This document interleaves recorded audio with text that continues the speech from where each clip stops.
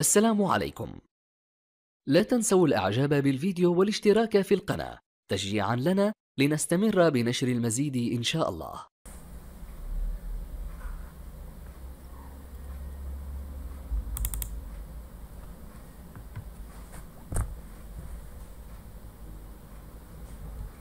Dans cet exercice, vous devez choisir la bonne formule et calculer 4 valeurs. Pour commencer en douceur, les 3 formules de la loi d'Ohm vous seront proposées au choix dans chaque exercice.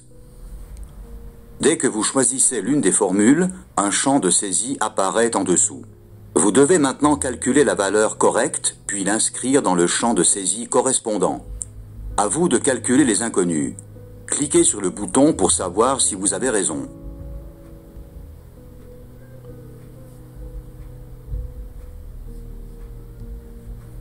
Cet exercice consistera à calculer quelques valeurs à l'aide de la loi d'Ohm sur la base de composants automobiles.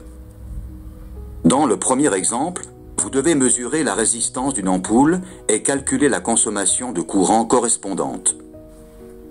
Nous avons une tension de 12 volts. Dans le deuxième exemple, vous devez mesurer la résistance d'une ampoule à iode et calculer également l'intensité du courant. La tension est également de 12 volts. Mettez l'instrument de mesure sur le consommateur, puis relevez la valeur. Calculez ensuite l'intensité, puis saisissez le résultat dans le champ correspondant. Cliquez sur OK pour voir le résultat.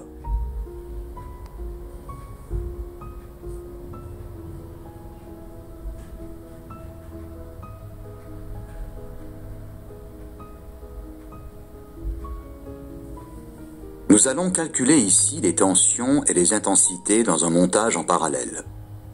Le montage en parallèle se compose d'une source de tension, à savoir une batterie de 12 volts et de 2 résistances, ou consommateurs, que nous désignons par R1 et R2.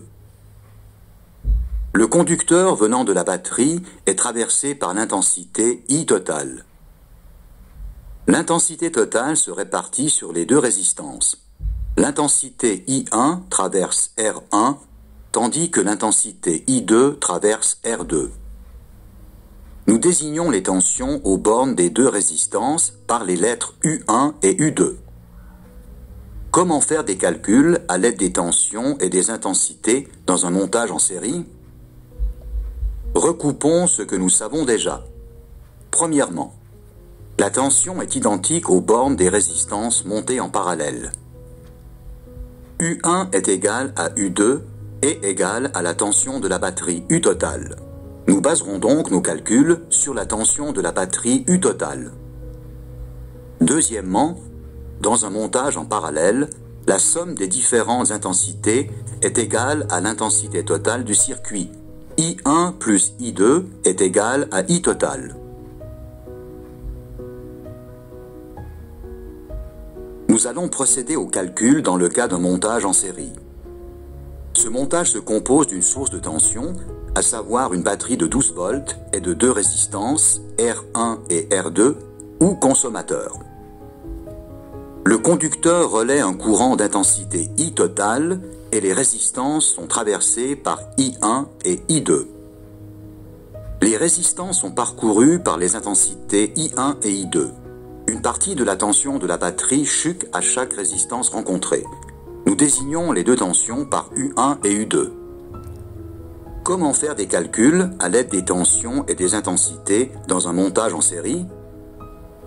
Si nous recoupons ce que nous avons déjà, l'intensité est la même au niveau de toutes les résistances.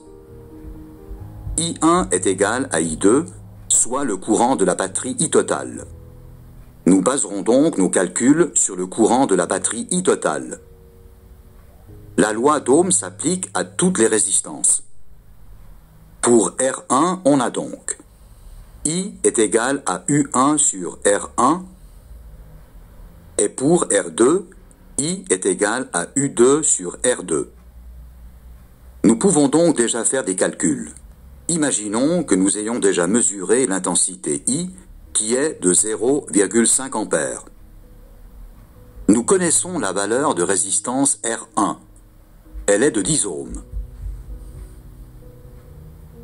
Alors, nous pouvons calculer directement la tension aux bornes de la résistance R1. Quelle est sa valeur? Conseil: vous devez convertir la formule d'après R1 seulement.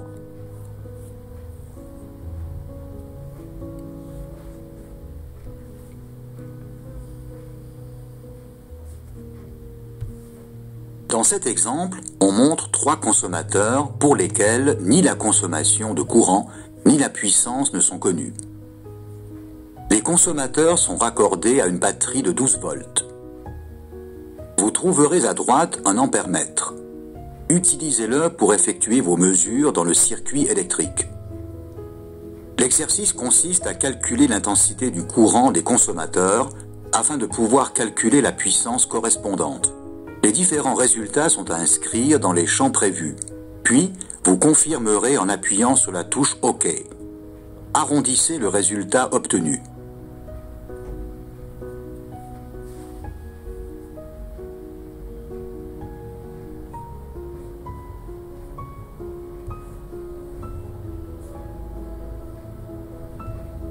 La sélection du fusible qui convient dépend des consommateurs concernés. Calculez les fusibles nécessaires pour les consommateurs. Calculez tout d'abord l'intensité d'un consommateur, puis cliquez sur la bonne réponse à l'aide de la souris.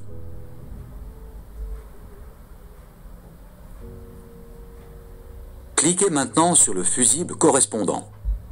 Calculez maintenant l'intensité du consommateur suivant, puis cliquez maintenant sur le fusible correspondant.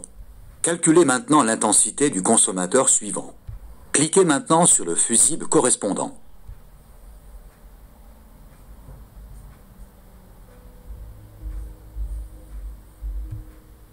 Déplacez avec la souris l'instrument de mesure sur le consommateur et lisez la valeur affichée. Mettez l'instrument de mesure sur le consommateur, puis relevez la valeur.